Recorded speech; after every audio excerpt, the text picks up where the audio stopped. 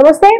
ప్రస్తుతం మనతో పాటు ప్రముఖ విశ్లేషకులు ఇమ్మంది రామారావు ఉన్నారు. ఆయనతో మాట్లాడదాం. నమస్తే సార్. నమస్తే అమ్మా. సార్, కేసీఆర్ నిన్న ఒక ప్రెస్ మీట్ లో మాట్లాడుతూ వెళ్ళిపోయే వాళ్ళ వల్ల పార్టీకి ఏం నష్టం వచ్చేదేం లేదు అని చెప్పేసి అంటున్నారు. అంటే మీరేమంటారు సార్? అసలు పార్టీకి ఏం నష్టం జరగట్లేదంటారా? ఒక పార్టీ అధ్యక్షుడిగా అలాగే మాట్లాడాలి. మరి అయ్యో ఎలాగా పేర్ల వరకు మునిగిపోయామని అనకూడదు కదా. కేసీఆర్ కొన్ని తప్పులు చేశాడు, తప్పులు చేసిందని కనిపిస్తున్నాడు. మొదటి తప్పు ఏంటంటే ఆ ఉద్యమ పార్టీనేమో బీఆర్ఎస్ పార్టీగా మార్చడం. రెండో తప్పు ఏంటంటే మొత్తం ఇండియాలో ఉన్నటువంటి అన్ని రాష్ట్రాల తాలూకు వాటి ముఖ్య నేతలకి, ముఖ్యమంత్రులకి మనం ప్రధానమంత్రిని మార్చుకుందాం, అవసరమైతే మీకు కావాల్సిన డబ్బులు ఇస్తామన్నాడు.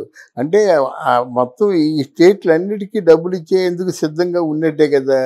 అలాంటి ఎంత సంపాదించాడు, ఎంత అవినీతి చేశాడు అన్నది నా దగ్గర ఇంత డబ్బు ఉందని ఆయనే చెప్పుకున్నాడు. ఆయన చేసిన రెండో పొరపాటు. మూడోది ఏంటంటే కవితకి పూర్తిగా హక్కులు ఇచ్చేయడం వల్ల కవిత చాలా గలాభా సృష్టించింది. ఆ ఎంపీగా ఉందంటే అక్కడ చెడ్డ పేరు తెచ్చుకుంది, ఇక్కడ మామూలుగా ఎమ్మెల్సీ ఉందంటే ఇక్కడ కూడా చాలా చెడ్డ పేరు తెచ్చుకుంది. అంటే ఆవిడే అసలు యాక్చువల్గా మహమ్మద్ అలీ హోమ్ మినిస్టరు, ఆయన డెసిషన్ తీసుకునేవాడు కాదు. అందరూ కవిత దగ్గరికి వెళ్ళి కవితతో చెప్పినట్టయితే కవిత తండ్రితో చెప్పి మాట్లాడి ఏదో ఓకే చేసేది. దానికి ఏదో రేటు ఉండేది. 12,000 రూపాయల ఇంట్లో అద్దెకుంటున్నటువంటి కవిత ఈరోజు 600 కోట్లతో ఇల్లు కట్టుకుంది. అంటే ఈ అవినీతి భాగవతం అంతా వీళ్ళే బయటికి చెప్పుకున్నారు. లేకపోతే కేసీఆర్ అంత తొందరగా ఊడిపోవలసినడు కాదు. దాని తర్వాత అవినీతి భాగవతం అంతా వాళ్ళే చెప్పుకొని బీఆర్ఎస్ అనుకొని. కేటీఆర్ మంచి పనివాడు, అంటే హార్డ్ వర్కర్, కానీ ఆయనకి అహంకారం ఉంది. ఎవరికైనా మనిషిలో ఎంత టాలెంట్ ఉన్నా వినయం గొప్ప సంపదమ్మ. 10 మందిని ఆకర్షించడం చిన్న విషయం కాదు. చిన్నవాళ్ళైనా పెద్దవాళ్ళైనా మంచి గౌరవంతో మాట్లాడాలి. మన మాటలో ఏ కోణంలో కూడా అమ్మ అందానికి నువ్వు బాగా స్పందిస్తా, హారిక అంటే ఉంది, అయిపోయింది. నువ్వు 10 మందితో చెప్తావు, నాకు 11 మంది శత్రువులు అవుతారు. అది ఎప్పుడు దృష్టిలో పెట్టుకొని మనం ఎదగాలన్నమాట. అందువలన అది లేదు. కేటీఆర్కి అది ఉడుగు రక్తం కదా, కొంచెం అగ్రెసివ్గా మాట్లాడడం కొంచెం దెబ్బతిన్నది. మూడోది హరీష్ రావుకి కేటీఆర్కి మధ్య పెద్ద గొడవలు. వాడు సిద్దిపేటలో బ్రహ్మాండం సంపాదించేస్తున్నాడు, వాడిని పార్టీలో తీసిమని కేటీఆర్. అదేంట్రా, మన పార్టీకి అండాదండ ఆయనే కదా, ఆయన మీద మంచి గుడ్ విల్ ఉంది, మన ఎవరి మీద గుడ్ విల్ లేదని కేసీఆర్. తర్వాత వర్కింగ్ ప్రెసిడెంట్ చేసేసరికి హరీష్ రావు నోరు ఇచ్చాడనమాట.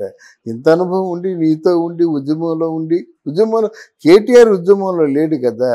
ఇప్పుడు కేటీఆర్ని ఎలా వర్కింగ్ ప్రెసిడెంట్ చేస్తామంటే లేదు నువ్వే ఉండన్నారు. ఇప్పుడు గొడవలతో చేస్తున్నారు, కుటుంబ గొడవలు. కవిత ఏమో అరెస్ట్ అయిపోయింది, 5 మాసాలు అయిపోతుంది, 6 మాసాలు అయిపోతుంది, ఇంకా రాదు. కేటీఆర్ రేపు నేడు అరెస్ట్ అవుతాడు. కేసీఆర్ కూడా అరెస్ట్ వారెంట్లు వచ్చాయి.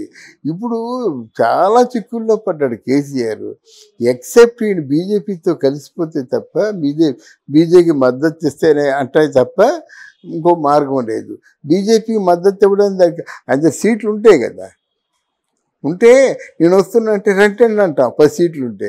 అసలు సీట్లు వెళ్ళింది వస్తున్నట్టే ఎందులో మాకు సరిపోతుంది, మేజిక్ ఫిగర్ అంటాం. అందువల్ల ఇవన్నీ ఇప్పుడు కాంగ్రెస్ పార్టీలో కలుస్తానంటే సోనియా గాంధీ ఊరుకుంటుందా? అప్పుడు కాంగ్రెస్ పార్టీలో కలుస్తాననే తెలంగాణ తీసుకున్నావు, తీసుకున్న తర్వాత మాట మార్చేసావు. ఒకసారి మనం మోసపోయిన తర్వాత మళ్ళీ మోసపోం కదా. అందులో అట్లాంటి పెద్దలు ఒక్కసారి కాంగ్రెస్ పార్టీలో విలీనం చేస్తానని చెప్పబట్టే, ఆ కాంగ్రెస్ పార్టీలో విలీనం చేస్తానని చెప్పబట్టే కదా సోనియా గాంధీ తెలంగాణ ఇచ్చింది. ఇప్పుడు మా మాట మారిస్తే ఎలాగా? అదే కాకుండా దళితుల్ని తీసుకొచ్చి ముఖ్యమంత్రిని చేస్తాన్నావు, ఆ మాట మార్చావు కదా. దళితుల్ని ముఖ్యమంత్రి చేయకపోతే తగ్గోసుకుంటానని చెప్పావు. అలాగా మాటలు మార్చేవాడిని ప్రజలు నమ్మరు. అటువంటి ఇకపోతే రేవంత్ రెడ్డి ఉన్నాడంటే, రేవంత్ రెడ్డి ఆయన కూడా చిక్కుల్లో పడుతున్నాడు.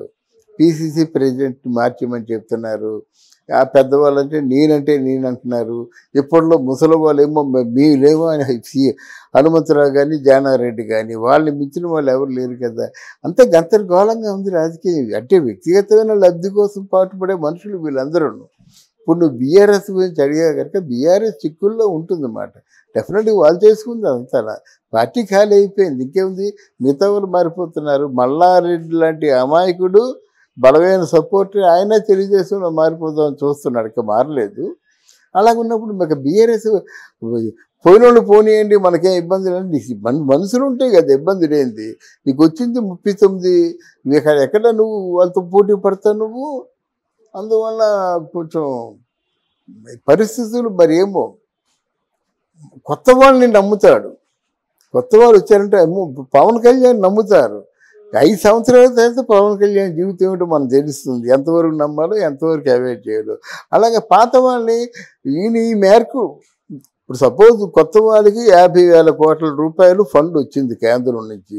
వాడు ఏం ఆలోచిస్తాడు, కొంచెం ఎంతైనా సరే, ఎంత డబ్బు ఖర్చు పెట్టినా, ఎంత ధనికుడైనా సరే, ఏదో మొత్తానికి ఫండ్ అంతా ముందు కాజేసేద్దాం అని చెప్పేసి, అంటే అక్కడ ఎవడో సెక్రటరీ ఎవడో ఉంటాడనమాట. పిచ్చోడా 50,000 కోట్లు వచ్చినట్టు అంతకుముందు 10,000 కోట్లే పంచిపెట్టారయ్యా, 40,000 కోట్లు లోన ఇస్తున్నారు అని చెప్తాడు. పిచ్చి కొద్ది కుదరదు అంటాడు. పోను 25,000 కోట్లు నువ్వు తీసుకో, 25,000 కోట్లు పంచిపెట్టు అంటాడు. అది అలాగా అంటాడు. నీకెందుకు 25,000 కోట్లు కాదు, 25,000 కోట్లనే 50,000 కోట్లు పంచిపెట్టినట్టుగా నీ మేనేజ్ చేస్తా కదా అంటాడు. ఇక్కడ పడతారన్నమాట.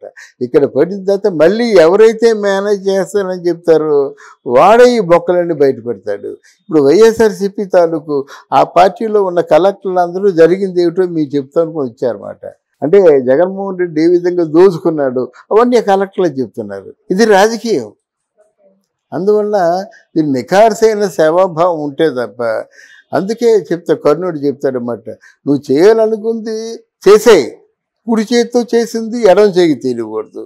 ఆ విధంగా ఇవ్వాలన్నమాట. ప్రజలు సేవ చేద్దాం అనుకున్నా కదా, అక్కడి నుంచి వచ్చిన 50,000 కోట్లు అంటే 50,000 కోట్లు పంచేయి. నువ్వు మరణించినా సరే నీ పేరుండిపోద్ది. ఒక 50,000 మందికి ఏదైనా ఉపాధి కల్పించామనుకో, వాళ్ళు తరతరాలు చెప్పుకుంటారు. దాన ధర్మాల్లో సేవాభావం, దాన ధర్మాల్లో అంత గొప్పతనం ఉంది. అది చేసేవాడు ఏమన్నాడు, కేసీఆర్ అని మాటలే కదా, నీకు డబుల్ బెడ్రూమ్ ఇల్లు ఇస్తాను నేను, మీ పిల్లలతో పాటు మీ ఇంటికి చుట్టాలు వచ్చినా, మీ ఇంట్లో బర్రెలు ఉన్నా ఏమున్నా దొడ్లో కట్టుకున్నట్టు విశాలమైన కొంపలు కడతా అన్నాడు. ఏమి ఇచ్చాడండి? అట్లాంటప్పుడు ఎందుకు మాట్లాడడం? మాట్లాడితే ఏమవుతాడు, రేపొద్దున మాట్లాడినా నమ్మరు. ఇటు మోసగాట్రా, మనుషుల్ని బాగా మాయ మాటలతో అట్రాక్ట్ చేస్తాడు అనుకుంటాడు. ఎవరు తీసిన గొయ్యలో వాళ్ళే పడతారు, ఎవరో పడరు. వాళ్ళు చేసుకుంది వాళ్ళకే వచ్చింది. ఇక్కడ పడతారన్నమాట. ఇక్కడ పడిన తర్వాత మళ్ళీ ఎవరైతే మేనేజ్ చేస్తారని చెప్తారో వాడే ఈ బొక్కలన్నీ బయట పెడతాడు. ఇప్పుడు వైఎస్ఆర్సీపీ తాలూకు ఆ పార్టీలో ఉన్న కలెక్టర్లు అందరూ జరిగింది ఏమిటో మీకు చెప్తాను వచ్చారన్నమాట. అంటే జగన్మోహన్ రెడ్డి ఏ విధంగా దోచుకున్నాడు అవన్నీ కలెక్టర్లు చెప్తున్నారు. ఇది రాజకీయం. అందువల్ల దీన్ని నిఖార్సైన సేవాభావం ఉంటే తప్ప, అందుకే కర్ణుడు చెప్తాడన్నమాట, నువ్వు చేయాలనుకుంది చేసేయి, కుడి చేతితో చేసింది ఎడమ చేయి తెలియకూడదు.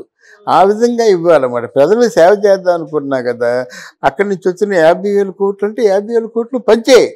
నువ్వు మరణించినా సరే నీ పేరుండిపోద్ది.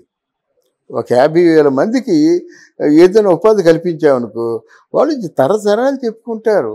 దాన ధర్మాల్లో సేవాభావం, దాన ధర్మాల్లో అంత గొప్పతనం ఉంది. అది చేసేవాడు ఏమన్నాడు, కేసీఆర్ అని మాటలే కదా, నీకు డబుల్ బెడ్రూమ్ ఇల్లు ఇస్తాను నేను, మీ పిల్లలతో పాటు మీ ఇంటికి చుట్టాలు వచ్చినా, మీ ఇంట్లో బర్రెలు ఉన్నా ఏమున్నా దొడ్లో కట్టుకున్నట్టు విశాలమైన కొంపలు కడతా అన్నాడు. ఏమి ఇచ్చాడండి? అట్లాంటప్పుడు ఎందుకు మాట్లాడడం? మాట్లాడితే ఏమవుతాడు, రేపొద్దున మాట్లాడినా నమ్మరు. ఇటు మోసగాట్రా, మనుషుల్ని బాగా మాయ మాటలతో అట్రాక్ట్ చేస్తాడు అనుకుంటాడు. ఎవరు తీసిన గొయ్యలో వాళ్ళే పడతారు, ఎవరో పడరు. వాళ్ళు చేసుకుంది వాళ్ళకే వచ్చింది. Okay sir, thank you.